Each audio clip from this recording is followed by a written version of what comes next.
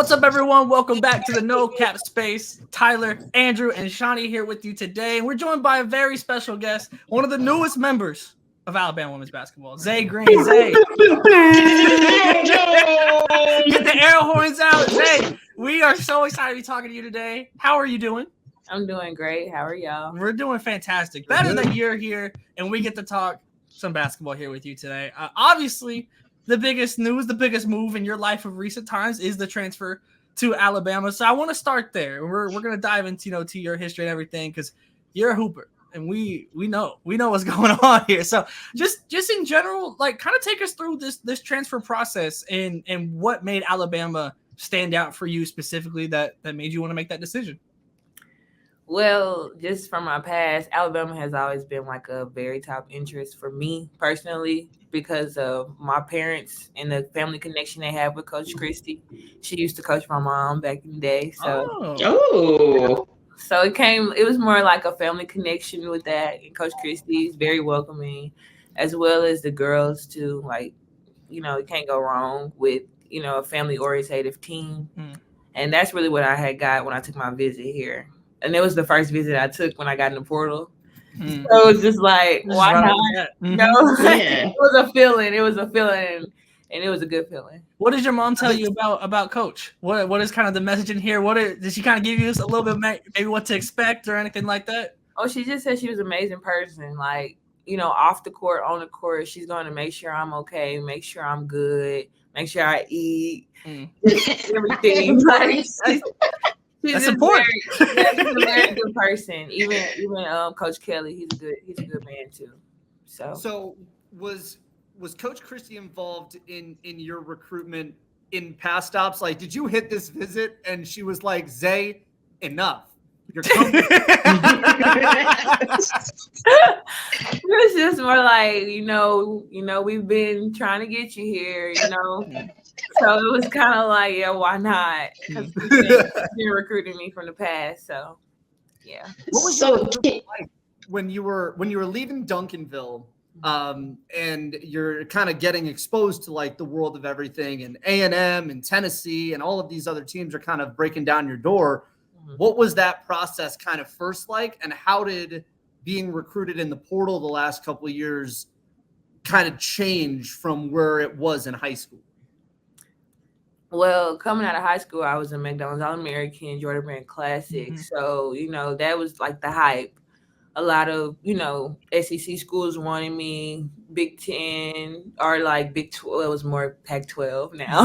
Man, rip. Rest in peace. So, it was like really all over the place. I had a lot of offers, and it was an amazing experience. I'll never forget that experience. But just coming out of the portal and going to these different schools and stuff, it was more like what was best for me. So, I had like offers and stuff, but I was really looking like what was the best home, the best environment, the best coaching staff that I could play under, and they let me be who I am on the court. So I kind of want to back up a second because you said your mom played? Yeah, my mom played. Yeah, so like, talk to us about legacy. Go ahead, shout her out. Let us know. Let the people know. Mom, yeah. Yolanda Harris. She graduated from Stephen F. Austin. She also played under, Coach Blair was her coach, but he ended up going to Arkansas. And so, yeah. But like I said, she was a great player. They won a few national championships over there too. So, I'm under a good roof. My mom and my dad both played. So. So what was that like growing up? Like, you was at the games. Were you the water girl? Like, what did they have you do? No, I wasn't born. Yeah, I wasn't born after she graduated at college. Gotcha. So, yeah. Do you remember the first time you beat your mom one-on-one? Like, I feel like this is every time we talk to athletes whose parents also hooped, there's always that kind of competitive nature. Was that there? And like, is there a time where it's like, yeah, I got her now. I can't. Yeah, I was like in middle school and I was tall, so I was taller than my mom. So she was trying to teach me a few moves, and I'm like, Mom, I got this. Like, I can do this. You blocked your shot and was like, okay, we're good here. Once she realized I could dribble really good, she was just like, okay, I'm just let you be. I'm gonna let you be. So is there anything she did? Is there like a record she had that you got your eye on? Like, yeah, I'm for that one. I can't really think of them. She had a lot of like newspaper articles that she were in SFA because they used to win a lot of games and stuff. They were really good, and so I can't really remember a record, but I know she did make like All-American team and stuff and all that stuff out there. Gotcha. Keep the winning going. Yeah. Exactly. And to that point, like, who would you say you model your game off of? Like, was it something where you took it from your parents, or did you find other sources of inspiration for how you decided to play? Well, my dad trained me really like my whole life, so he kind of got me into like the dribbling and being like a point guard. So I can say like I started really watching Kevin Durant, like because he was so tall. Yeah, that's valid. Yeah, I liked him a lot. Got it. Is for you, obviously, kind of going back into the transfer aspect here. Like, you've been in the SEC, you go away, now you come back. Do you expect there to be like a ton of difference from like your mentality from like when you were playing then, whether it be whoever you're playing against, or the style of playing the SEC, or anything like that you feel like might be any type of major shift comparing then to now? Definitely, just because of how the times have changed. Like, the era is different. It's younger girls now than more of like the girls I played against. So I think it is going to be a little different, but I know I can adjust easily to things. And Alabama program has been good to me as well. Yeah. So what was playing in the SWAC like?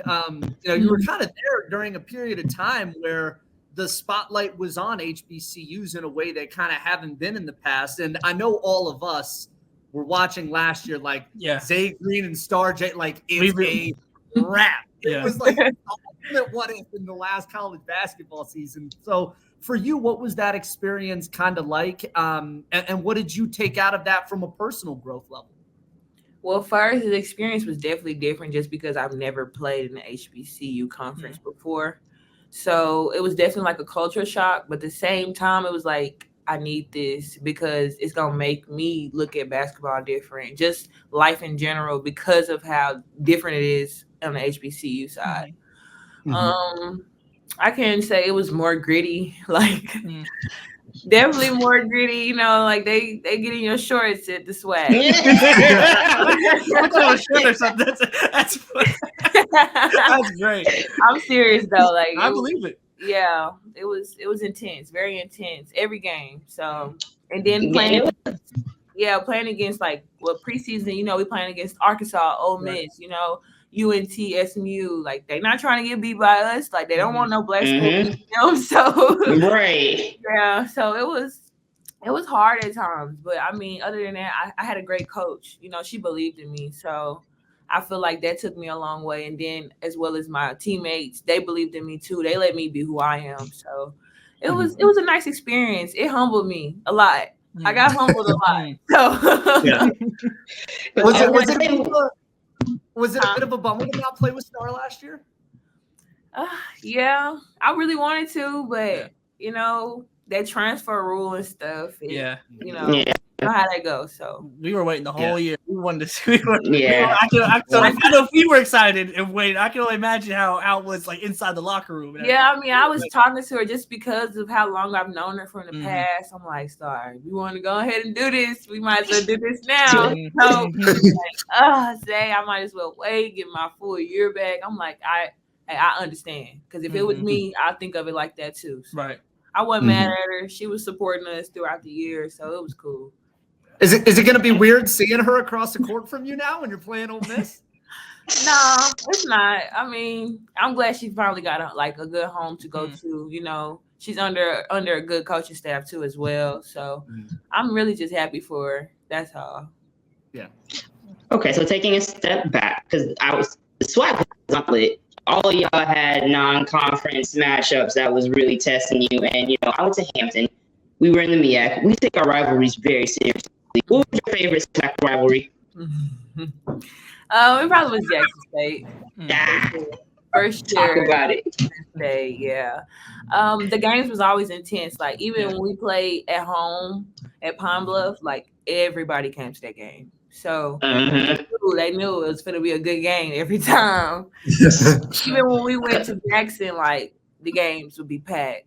Like that year when Dion was there, he was on the sideline. It was live. It was real live. I loved it. I loved that everybody came out and watched us play.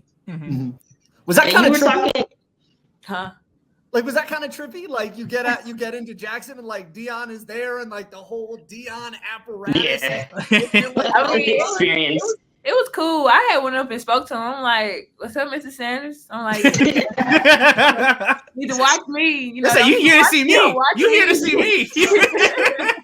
Look, I'm coming. Yeah, it was nice. I mentioned, your relationship with your coach. Can you like elaborate more on that? Because I know y'all was pretty tight, and she got a new job, correct? Yeah, she has a new job at Alabama A&M.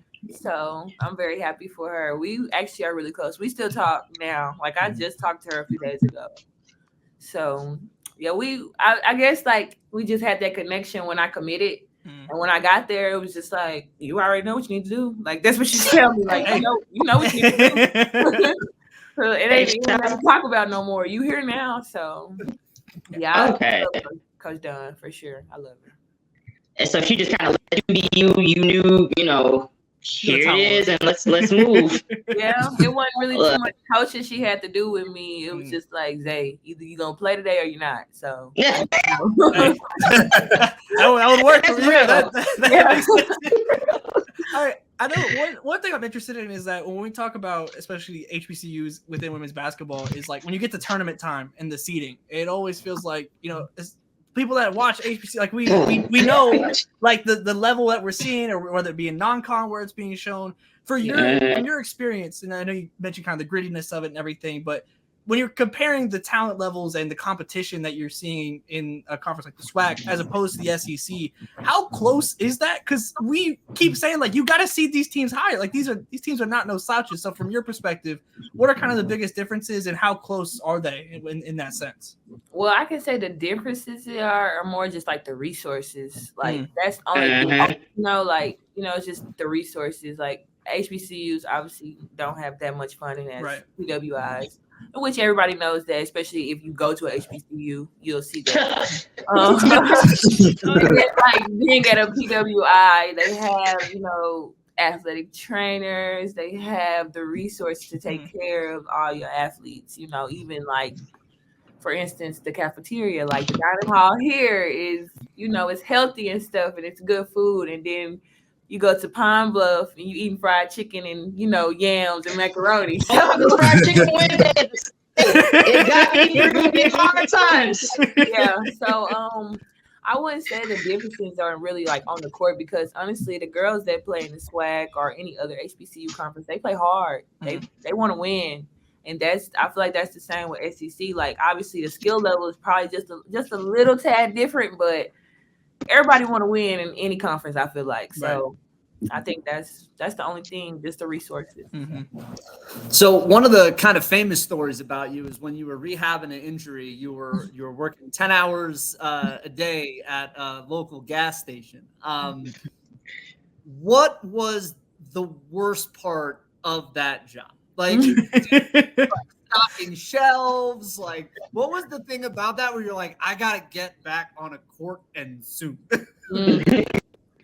I think it was when I had to go work the store by myself, because it was a gas station, and so I was like the shift lead manager, and some people wouldn't even want to come in, like they wouldn't even come in. So it's just like, oh, well, you're finna open the store up, you're gonna close it too by yourself. So I had to like learn quick how to like really just work the gas station by myself. So I guess I could say like just everything, like just working, like actually working a job, a 9 to 5. It's like I'm not trying to do that. I'm not trying to do that. Listen, I'm serious. I'm like, no, I gotta go ahead and get back. What were you able to take for that? Because I know it was a little difficult, like coming back from injury and trusting your body and trusting to get back to that level. What were you kind of able to take from that experience mentally to like prepare you and get right? Mentally, I think it was more like life could be different if I didn't play basketball. Like I looked at it like that. Like this, how life probably would be if I didn't have the ball in my hand. So I guess I could say, like I said, it humbled me. Like being at HBCU, it humbled me just because like I couldn't really do rehab at my school. I had to do rehab at my high school and stay home, do online classes and stuff. And at a PWI, you can do rehab on campus. Right. So it was just like that humbled me a lot.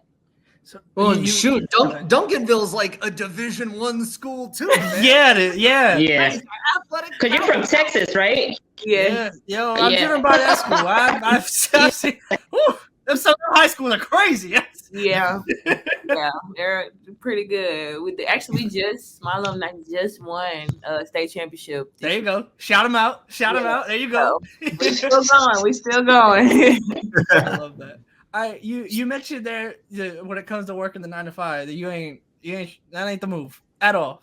First off, felt that. Second off, so with that, obviously, basketball is what you want. Like you mentioned, life could be much different without a basketball in your hands. So when you're thinking about going pro and trying to make that happen, where do you see like I need, like if I hit on this, I can make that happen type? And when it comes to your growth and what you're looking for this season to try and achieve that. I can just say like more of like my decision making. Like I know that has to be definitely more smarter. Like I have to know what I want to do in this like next 10 months. So it's gonna go by really fast. Yeah. And then on the court, obviously I can grow my game. Like who doesn't want to grow their game? Right. So I think that's just more just growing my game, adding more to it, being able to shoot the 3 ball more consistently, getting my assist up. So just getting recognized in other ways. And one of the other cool things about, the SEC and all the resources too is the NIL deals that can come along with that. What is Zaay Green's dream NIL deal? Oh yeah. We manifest here in the no cap space. We manifest here. And any company is like, we'll throw you the bag. Who is your first call? Chipotle.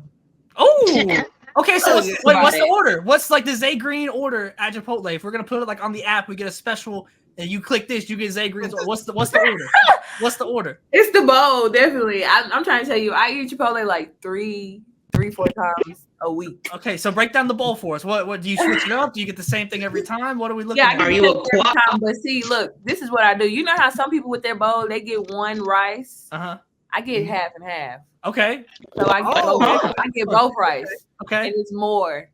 And then I get the chicken and then the black beans. And then I get like little pico, cheese, sour cream, guac. So you're a guac girly. I get my little chips and I'm good.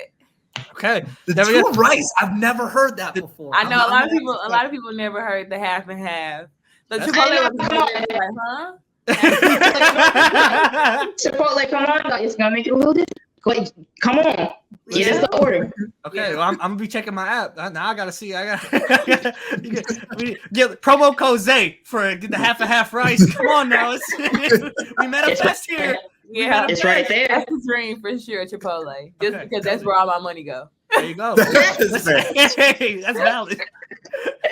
So in that same vein. Have you been able to kind of keep up with any this summer and just see like what this rookie class is doing already and take anything from that as you try and go, improve and get to that level so we can see you at the draft and say like, hey, stuff. Yeah, I've been keeping note of like a lot of them, just how they've been moving, how they've been, speaking in them press conferences and all that stuff. Even like the people that re-signed, because I know a lot of the older girls too, Candy Carter, just people like that, Ryan Howard. Like I'm keeping note of all of them because they mostly in my class too as well. So I respect it a lot. I really respect the rookie class, how they coming in for real. Because a lot of rookies, they don't come in with that type of motor. Yeah, we don't see that in the W. Like Exactly. in the past, like this rookie class, the depth of it too, the amount of players doing it is different. This is new. Yeah. And I feel like they're helping. They're helping the other, the other women athletes that's trying to get on too. So they put people on game. I respect it. You can't even be mad at them no more. It's just like, hey, this is who they are. Yeah, I love it. This is who they are. You ain't gonna change them. Yeah. So you were in a recruiting class with Ryan and Kennedy. Like, do you know them personally? Like, do you? I played with Kennedy Carter and DFW League. That's right, A&M. Yeah, I played with her. Ryan Howard. We've met. We've played McDonald's All American, Georgia Brand Classic, USA Trials. Nalissa Smith as well. Like, the basketball world is so big, so you meet a lot of people. So, is it cool to kind of see Kennedy succeed the way she has on the floor this year? Because we were talking about this a week or two ago, you and me, Tyler. Like, Kennedy at A&M, people forget what a bucket she was. It was automatic. It was tough. Yeah, a lot of people forgot who she was, like who she is, really, not even who she was, who she is. Right. Skill level, it's incredible. It's incredible. She's cold. I always say that girl been cold for a long time. So. Was there anything in a practice with her at A&M where she did something you're like, oh, like, yes, that she feels like it'd be like one of the toughest guards out. Like, she seriously is. I know for a fact she's definitely made somebody fall. Like, for a fact. Oh, was it you? Anonymous? No, it was the practice. It wasn't me. She said, hold on, it wasn't me. Hold on, let's make this clear. It was not me. But she, like, her crossover is so tough. Like, so tough. So she used to really yank people, like really yank them. That's not that'd be the one. You'd see the fear in my eyes. If I see Kennedy, like I'm terrified. Like, go ahead, man. Go ahead. Yeah. I got the facilities to read. Hey, man, please go ahead. Thank you. I know one thing I'm excited about is I feel like, especially this season in the SEC, like you have Oklahoma and Texas coming in. You have the talent is just spread out really across the board in the conference. Is there any certain matchups that you are looking forward to specifically in this, whether it be a player or a team or anything like that you kind of have circled? I mean, I'm just looking forward to playing in the SEC again because it's been so long since I haven't played in it. So, I mean, obviously the big name schools, LSU, South Carolina, like them games is gonna be very, very fun for me personally because I like to play in crowds like that. I like to play, where the energy is very, very, very loud. So. And we got it. Welcome to CLA. I'll see you there. So I'm very excited just for this season. Like you said, I'm very excited. Right. For you mentioned playing out the crowds and stuff. Are you be talking to the crowd? You be talking what's the style here? Do you be starting stuff? You be finishing stuff? What are we talking here? The type of person I am, I talk a little bit, but I know how the SEC is, and they've been talking a lot lately. So we ready. Talking. So I'm interested. I'm interested to see what these young girls got up their sleeves. But you took off swag, man. If you can handle HBCU backland, you trash talk anybody. I mean, we played them big schools too. Like we played Arkansas, we played Oregon State and Oregon. And them girls was talking to us, so I don't back down. Yeah. I don't back down, so I'm excited. To that point, you played a lot of college ball. Who is the biggest trash talker you have ever matched up with? Who is someone who just would not stop talking the whole game you played? I'm not even gonna lie. The only person I can remember when I played at the University of Tennessee, it was Sophie Cunningham. Oh, well, yeah.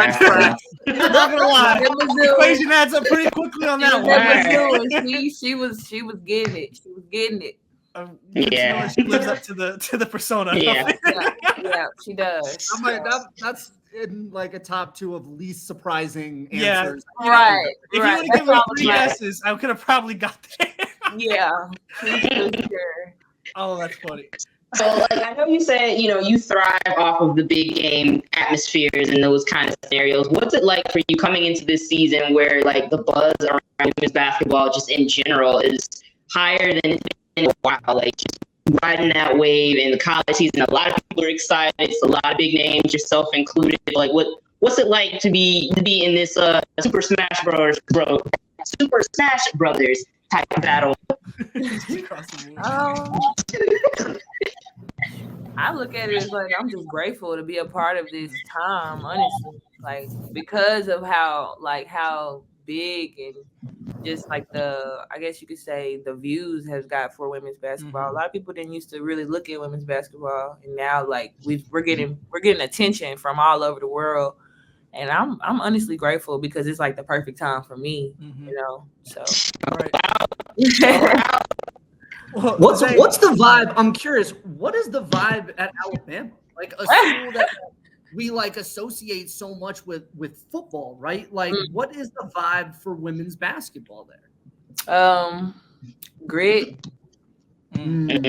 gratitude, and love. There you go. They're my three right there. There you go. I like it.